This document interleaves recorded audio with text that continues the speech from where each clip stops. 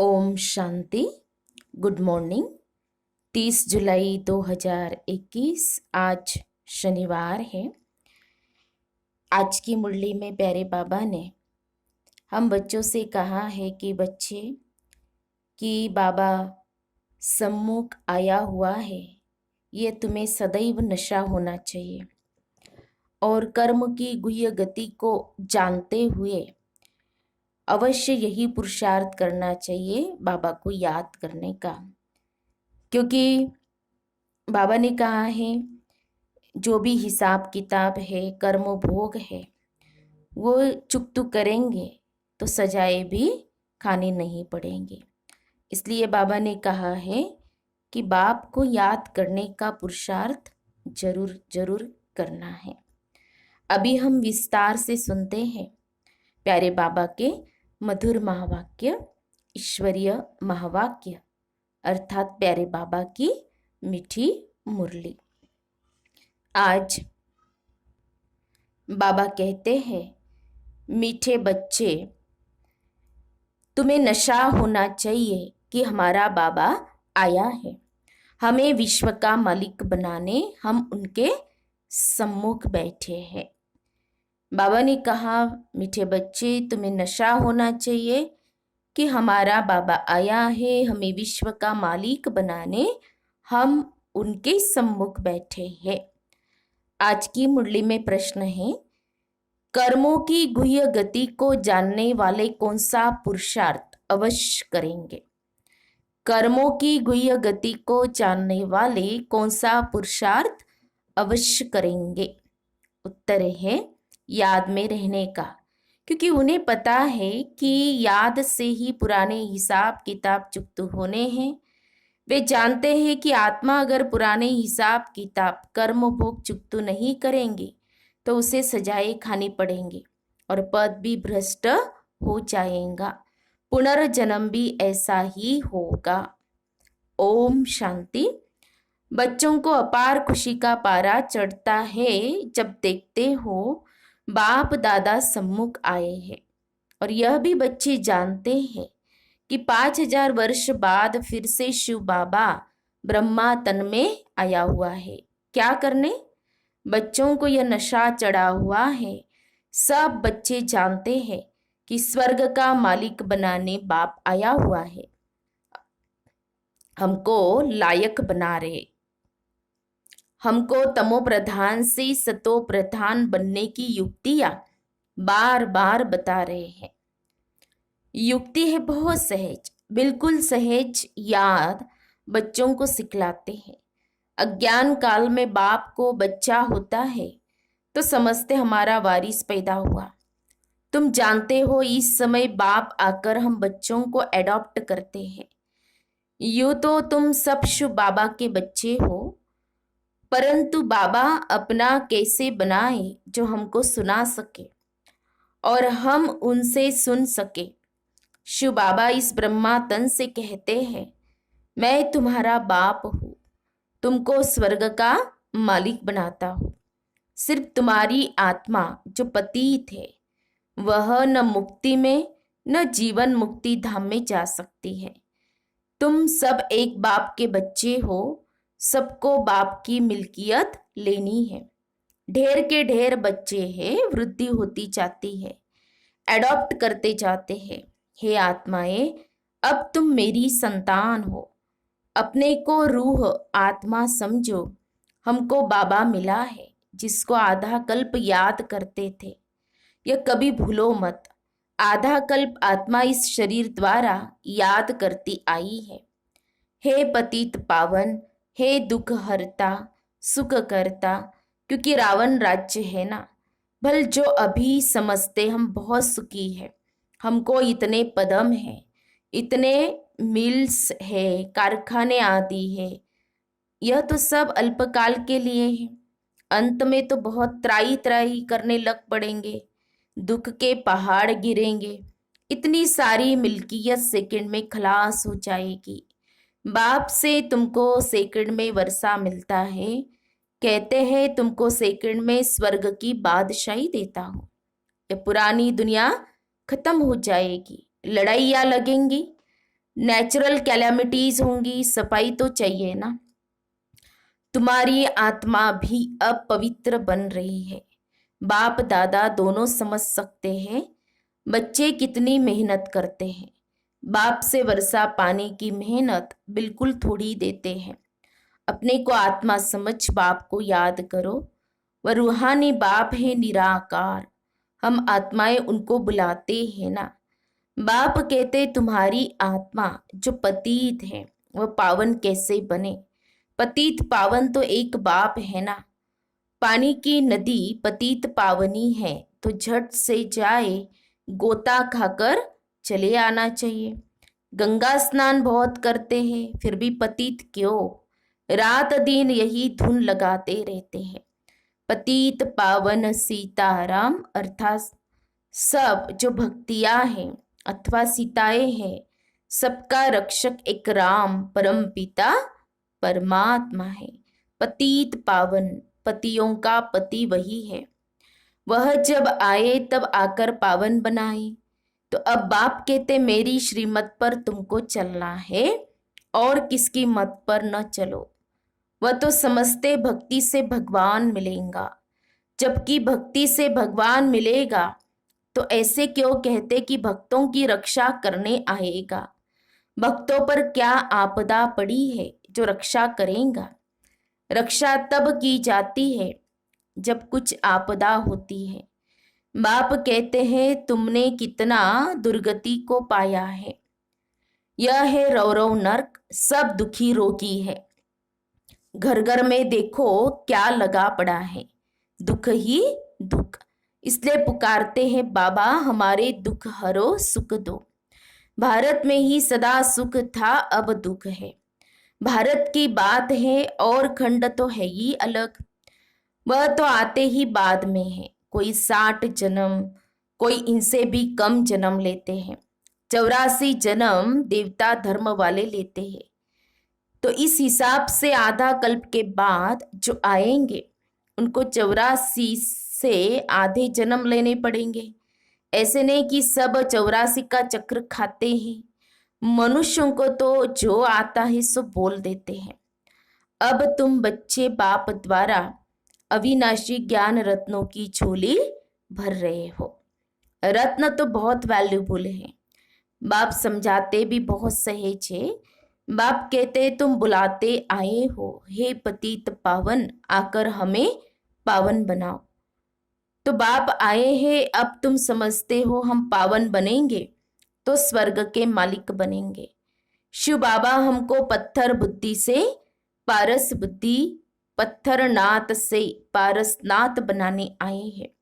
भक्ति मार्ग के चित्र सब पत्थर के बने हुए हैं। पत्थरों से माथा मारते हैं। बाप कहते तुम भल कितनी भी मेहनत करो फायदा कुछ नहीं होना है। आगे तो तुम बलि चढ़ते थे फिर भी क्या फायदा हुआ। करके देवी का दीदार होगा फिर जैसे के तैसे। पतित पावन बाप आते हैं एक बार संगम पर। सतयुग में तो भक्ति मार्ग की बातें होती नहीं। बाप तो कहते नहीं कि गला काटो यह करो। भक्ति मार्ग में अनेक प्रकार से क्या क्या करते हैं।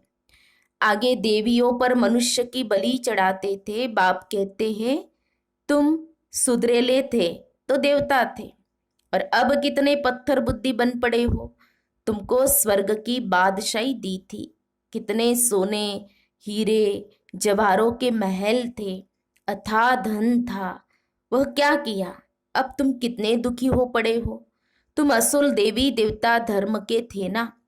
अब सिर तुम रजो तमो में आए हो।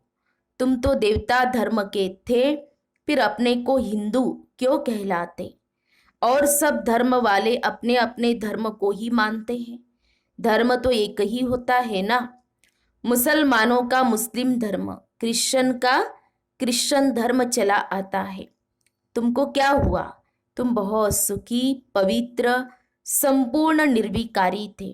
अभी कितने विकारी बन पड़े हो किसको पता ही नहीं। बरोबर हम संपूर्ण निर्विकारी थे फिर संपूर्ण विकारी कैसे बने। 84 जन्म लेते सतो से तमो बने। अब बिल्कुल ही तमो प्रधान पतित है। सत्युग से कलयुग जरूर आना है। सब धर्मों को सतो रजो तमो में आना ही है। वृद्धि को पाना है। तुम भी झाड़ में हो ना। झाड़ में देखो अंत में ब्रह्मा खड़ा है। झाड़ के ऊपर चोटी में ब्रह्मा ही 84 जन्म ले जाकर अंत में खड़ा है। तुम भी जो नीचे ब्राह्मण बैठे हो वही फिर अंत में पति शूद्र बने हो। फिर नीचे राजयोग सीख रहे हो। तुम भी शूद्र थे, अब ब्राह्मण बने हो। यह बड़ी समझने की बातें हैं।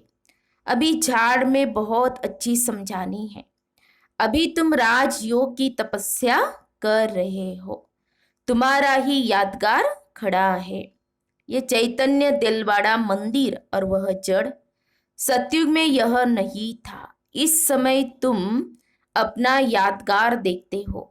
तुम प्रैक्टिकल में सच्चे सच्चे दिलवाड़ा मंदिर में चैतन्य में बैठे हो। स्वर्ग की स्थापना हो रही है। फिर स्वर्ग में आएंगे तो यह मंदिर आदि कुछ होंगे नहीं। यह मम्मा बाबा और हम बच्चे बैठे हैं। हू बहू यह तुम्हारा मंदिर है। नाम ही रखा है मधुबन, चैतन्य दिलवाड़ा मंदिर। फिर जब भक्ति मार्ग शुरू होगा तो फिर यह मंदिर बनाएंगे। तो बाप ने तुमको बहुत धनवान बनाया था तो तुम ही फिर उनका मंदिर बनाते हो। शिव का मंदिर एक नहीं बनाते, सब बनाते हैं। यथा योग्य यथा शक्ति सब बनाते हैं। तुम जानते हो हम पूज्य थे, फिर द्वापर में पुजारी बने हैं। शिव बाबा जो इतना साहूकार बनाते हैं, भक्ति में फिर तुम ही उनका मंदिर बनाएंगे। इन बातों को अभी तुम ही जानते हो। तो अब पुरुषार्थ कर, फिर राजाओं का राजा बनना चाहिए। सतयुग में कहा जाता है महाराजाए, त्रेता में कहा जाता है राजा। फिर दुनिया पतित बनती है तो महाराजाए भी पतित, राजाए भी पतित होते हैं। वह निर्विकारी महाराजाओं का मंदिर बनाकर पूजते हैं। तो पहले पहले शिव का मंदिर बनाते, फिर देवताओं का बनाते, खुद ही मंदिर बनाकर पूजते हैं। 84 जन्म तो भोगते हैं ना। आधा कल्प तुम पूज्य, फिर आधा कल्प पुजारी बनते हो। मनुष्य फिर समझते हैं भगवान आपे ही पूज्य, आपे ही पुजारी है। सब कुछ आपे ही देते हैं, आपे ही छीन लेते हैं। अच्छा, जबकि उसने दिया और लिया, फिर तुमको क्यों चिंता लगती है? तुम तो ट्रस्टी हो गए, फिर रोने की क्या दरकार है? तो बाप बैठ आत्माओं को समझाते हैं। अब तुम आत्म अभिमानी बनते हो नंबरवार। कोई तो बिल्कुल बाप को याद करते ही नहीं है। देही अभिमानी रहते ही नहीं है। यहाँ कितना समझाया जाता है, अरे तुम आत्मा हो, परमात्मा तुमको पढ़ाते हैं। आत्मा में ही संस्कार रहते हैं। आत्मा ही बैरिस्टर आदि बनती है। आत्मा मजिस्ट्रेट बनती है। कल क्या बनेंगे? अगर आत्मा बाप को अच्छी रीति याद करती रहेंगी तो फिर अमर लोक में जाकर जन्म लेंगी। मृत्यु लोक में फिर दूसरा जन्म नहीं लेंगे। अगर कुछ हिसाब किताब रहा हुआ होगा तो सजा खानी पड़ेगी। कर्म भोग भोग कर चुकतू करना होगा, फिर पद उच्च नहीं मिलेगा। यह कर्मों की गुह्य गति बाप बच्चों को ही बैठ समझाते हैं। तो यह भी बच्चे जानते हैं सतयुग है सतो प्रधान, हर चीज वहां सतो प्रधान होती है। कहते हैं कृष्ण गौ संभालते थे, राजाए गौ संभालते हैं क्या? ऐसी बात तो हो नहीं सकती है। ये दिखाते हैं सतयुग में गौवे भी बड़ी फर्स्ट क्लास होती है, उनको कामधेनु कहा जाता है। जगत अम्बा सरस्वती भी कामधेनु है। 21 जन्म लिए सबकी मनोकामनाएं पूरी करती हैं। तुम भी कामधेनु हो, वही नाम फिर गौ पर रख दिया है जो बहुत दूध देती है। राजाओं के घर में बड़ी फर्स्ट क्लास गाय होती है, जबकि यहाँ भी राजाओं के पास ऐसी अच्छी अच्छी है तो स्वर्ग में कैसी सुंदर होंगी। वहां कोई बांस अर्थात बदबू आदि बिल्कुल नहीं होती है। अब बाप बच्चों को कहते हैं कि मैं आया हूँ तुमको गुल गुल बनाकर साथ ले जाऊंगा। मुझे बुलाते ही है, हे पतित पावन आओ, पतित दुनिया पतित शरीर में आओ। यह है पतित, वह है पावन फरिश्ता, भेंट दिखलाते हैं। तुम भी पति से ऐसा पावन फरिश्ता बनेंगे। सतयुगी देवताओं को डीटी कहते हैं, सूक्ष्म वतन वासी है फरिश्ते। अब तुम फरिश्ते पवित्र बनते हो। बाप कितनी सहज शिक्षा देते हैं। यहाँ जब आते हैं तो कोई भी बाहर वाले मित्र संबंधी, घर घाट, धंधा धोरी आदि याद नहीं करना है। बाप के सम्मुख आए हो ना, यहाँ आए ही हो योग की कमाई करने, तो इसमें लग जाना चाहिए। अच्छा, मीठे मीठे सिखी लदे बच्चों प्रति माता पिता बाप दादा का याद प्यार और गुड मॉर्निंग। रूहानी बाप की रूहानी बच्चों को नमस्ते।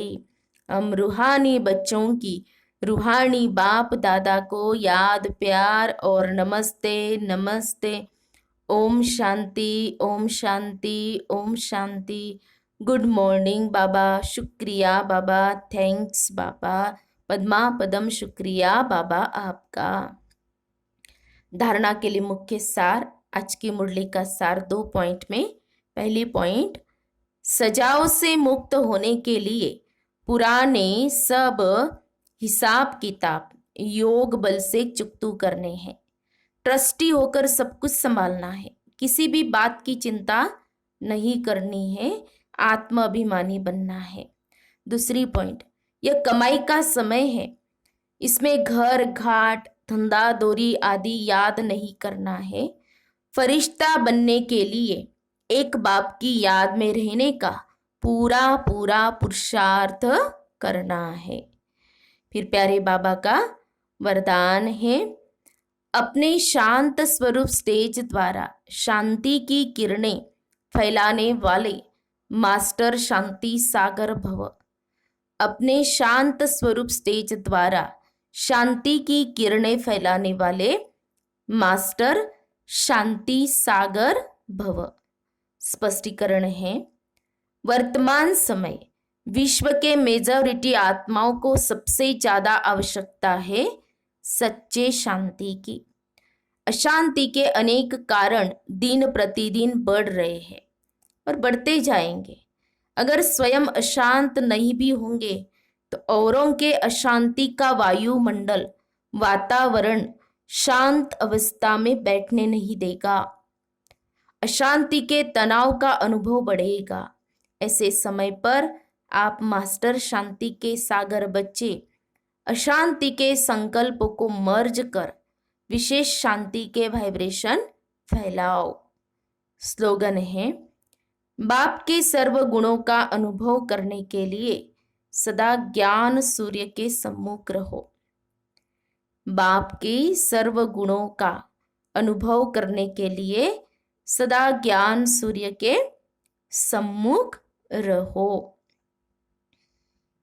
तो हम सब ने सुने प्यारे बाबा के मधुर महावाक्य, ईश्वरीय महावाक्य।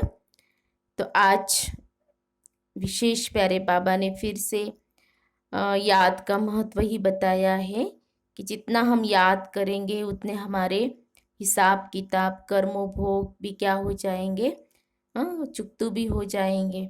इसीलिए बाबा ने कहा है कि याद जरूर करना है। तो आज हम सारा दिन इस स्वमान का अभ्यास करेंगे। मैं मास्टर शांति का सागर हूँ और मास्टर ज्ञान सूर्य हूँ। तो ये दो स्वमान का हम आज अभ्यास करेंगे। ओम शांति ओम शांति ओम शांति।